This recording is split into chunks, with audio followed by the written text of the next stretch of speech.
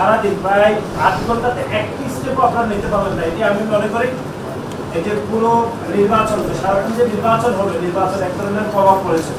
এবং বিভিন্ন মানুষ মনে করছে যে জামাত ইসলামের সাথে স্যার আপনারও এক ধরনের সম্পর্কের বিষয়।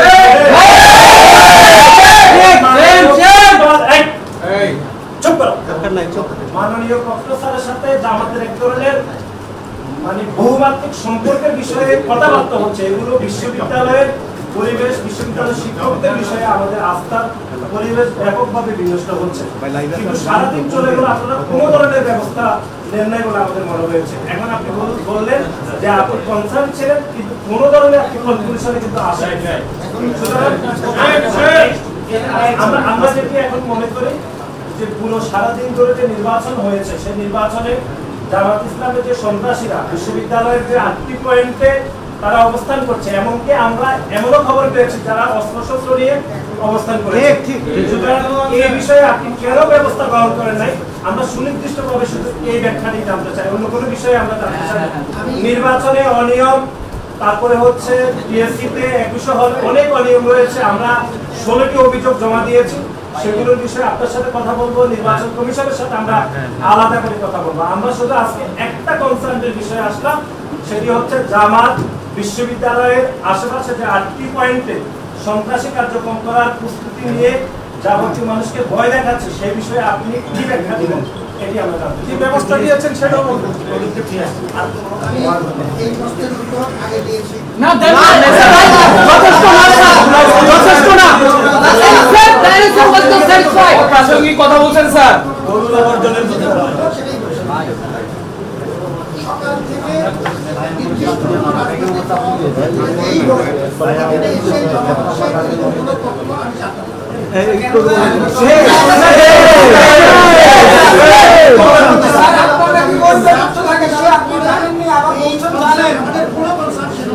কারণ আমরা নিয়মিতভাবে ছাত্ররা ভিতরে ঢুকেছে, ব্যাপক না না স্যার ঢুকতে পারেনি স্যার, আমাদের নারী শিক্ষার্থীরা অনেকেই ভয় পেয়েছে, ঢুকতে পারেনি। আপনার সময় আমি কোনো কথা বলিনি, বেসিক সিভিলিটি। এখন স্যার ইন্টারফেয়ার করতে হচ্ছে, আপনি ইস্যু ডাইভার্ট করতে যাচ্ছেন, এইজন্য ইন্টারফেয়ার করতে হচ্ছে স্যার। আপনি বারবার ইস্যু ডাইভার্ট করছেন, আমাদের সামনে করছেন স্যার ইস্যু ডাইভার্ট। আপনি স্পেসিফিক ইস্যুতে কথা বলেন স্যার। আমি স্পেসিফিকলি বলেছি এক মিনিটে আপনি আপনার বক্তব্য স্যার, আপনি ব্যবস্থা নিয়ে ওদেরকে সরানোর জন্য নাকি আমরা আমাদের মতো করে প্রতিহত করবো, বলেন আপনি ব্যবস্থা নেবেন নাকি আমরা সংগঠন হিসাবে আমরা প্রতিহত করবো, এটা আপনি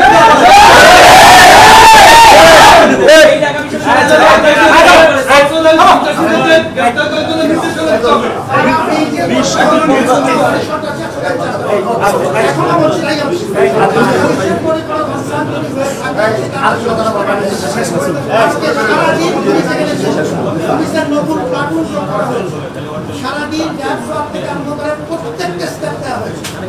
আপনার যে সম্পূর্ণ অসত্য, যেটি বলা হচ্ছে যে এই সঙ্গে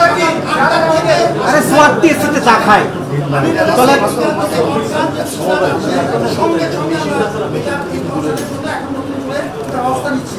সকাল থেকে কি কি করেছি? সকাল থেকে প্রত্যেকটা 8টা পয়েন্টে আমাদের লোকসহ কনস্ট্যান্ট দেখি করা হয়েছে।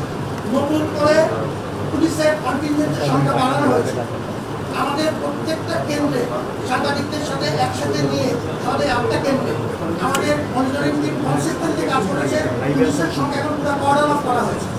সকাল থেকে কাজ 4টা বিশেষ পরে যখন এই তথ্য নতুন করে জানা গেল যে কিছু জনমায়েত হচ্ছে এবং যেটা আপডেট হচ্ছে, এখন আমরা এই বিষয়ে পদক্ষেপ নিচ্ছি।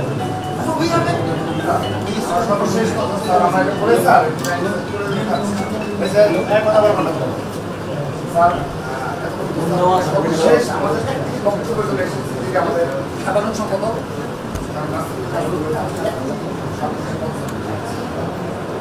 আপনাকে এক বিষয় করে স্যার দেখেন স্যার অপ্রাসঙ্গিকভাবে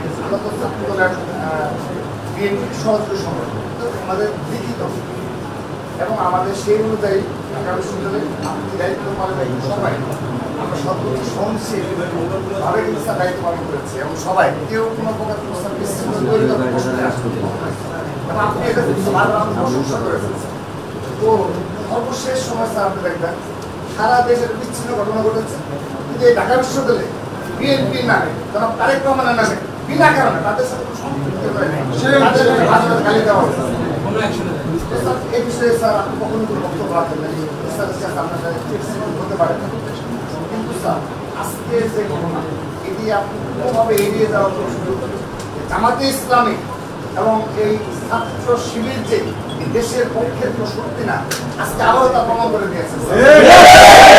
সাধারণ শিক্ষার্থীদের ভোট দিয়ে তারা রাষ্ট্র নির্বাচন সম্পন্ন করবে, সেখানে তারা প্রতিটি গেটের সকাল থেকে তারা অবশ্যই অন্য কোনো ভিন্ন উদ্দেশ্য রয়েছে স্যার।